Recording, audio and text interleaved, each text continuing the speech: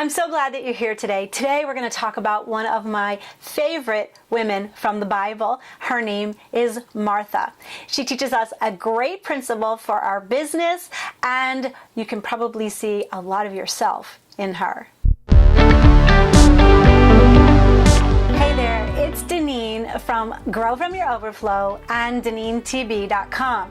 Your clarity coach, helping you to connect your faith and business and ignite your passion for what you do and helping you do it better. The third woman that I highlight in my book, Clarify, 12 Principles to Illuminate Your Calling to the Marketplace, is Martha.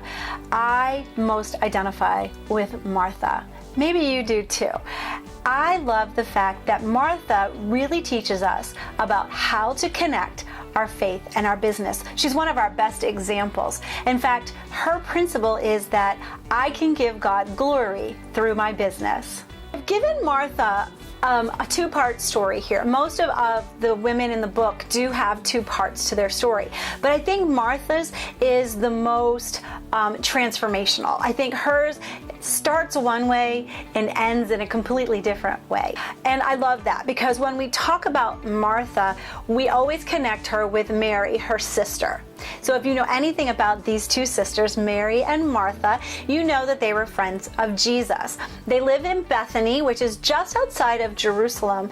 And the first time that we meet Mary and Martha, we meet them when Jesus has come to their house. Martha's gift, or what she loves to do, what her work is, that's something she pours her passion into, is hospitality. And we see the first time that we meet Martha in Scripture, she is fussing in the kitchen because Jesus and all of his disciples, and I imagine more than just the 12, I imagine there were other people there, that she was fussing about making sure that she was serving good food. She was serving it properly. She was making sure she had the matching napkins out and the towels were there. I don't know, but I imagine that she was just wanting everything to be perfect for Jesus. While she was doing this, her sister Mary was sitting at Jesus' feet. She was listening to what Jesus was saying, and she was taking in all of that stuff. And the more that Mary sat there, the more frustrated Martha got. Now, can you imagine, and maybe you've done this too, that you've been in a situation where you wish you could be doing something else, but you were serving in another capacity, and you felt yourself getting more and more frustrated and thinking, why do I have to do this? What I like about this story of Martha is that she felt confident enough in her relationship with Jesus to say, hey, Jesus, why don't you get my sister to help me? She's just sitting there and she's not doing the work that I'm doing. Don't think she expected the answer that she got. Jesus looks up at her, and now everyone's attention's on her as well. And he says, oh, Martha, you're worried. You're fussing over all of these details. Your sister Mary has chosen the better. Wow. That was kind of a slap in the face. What I want to point out about this is that Jesus never says to Martha, yes, Martha, you have to be like your sister. You have to be like Martha in order to follow me. He never said to Martha, yes, you have to change your personality. He never told her to stop serving or stop doing what she was doing or what she felt passionate about doing. She just had to look at it through a different set of eyes. So the second part of Martha's story is not seeing the work through her own eyes, but seeing her work through God's eyes. And we see this transformation at the end of her story. The last time we talk to or see Martha in a story is when her brother Lazarus is very sick, and she sends for Jesus, and she's important enough to him that he keeps her in the loop. I love that part of the story, and I think a lot of times people miss that part of the story, that she knows where he is. If you know the story, you know that Lazarus dies because Jesus doesn't come in time. And so in the Jewish tradition, they're having this huge wake. And because her family was high up in the community, she's got people that are important positions in the community in her home. So she's doing what she does best, hospitality. But when she learns that Jesus is down the road, she doesn't fuss about all of that anymore. She hears that he's coming on his way. And so what she does is she runs down the road to meet him.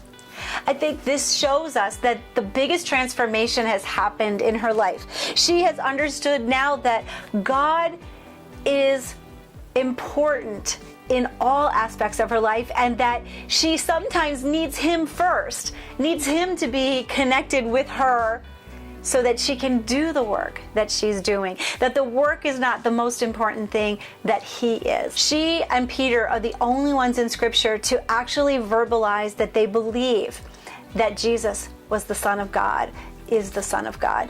And I think that I love the fact that God has given a woman this verbalization in the Bible, and that it was recorded, and that he gave her such a measure of faith that she really understood his position in her life and how her work could glorify him. I also want to say that it didn't mean that because she knew that she needed Jesus, that it meant that she was supposed to stop everything else that she was doing. Jesus never asked her to change her personality.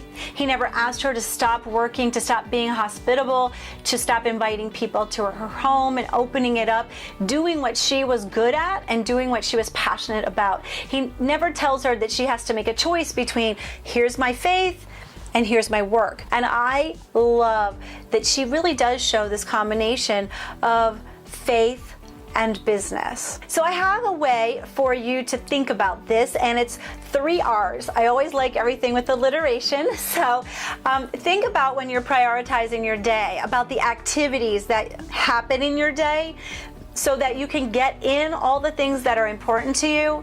I think about these 3 R's, and the first one is required.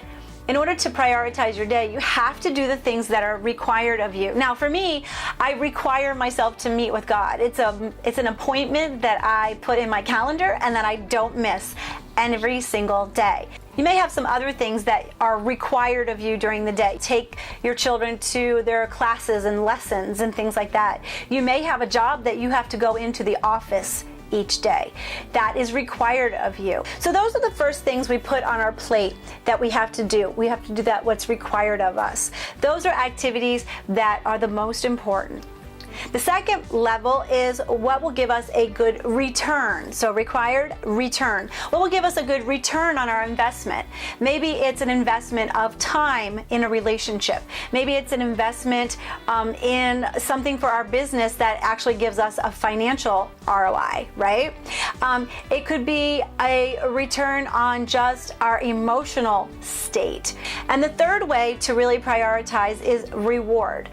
So the reward would be the activity. Is it giving me some type of reward? Now, it doesn't always have to be, a pat on the back kind of reward, but it can be a reward of satisfaction. It can be a reward of just getting closer to the person, specifically in relationships. So think about when you're looking at what you can actually do in a day.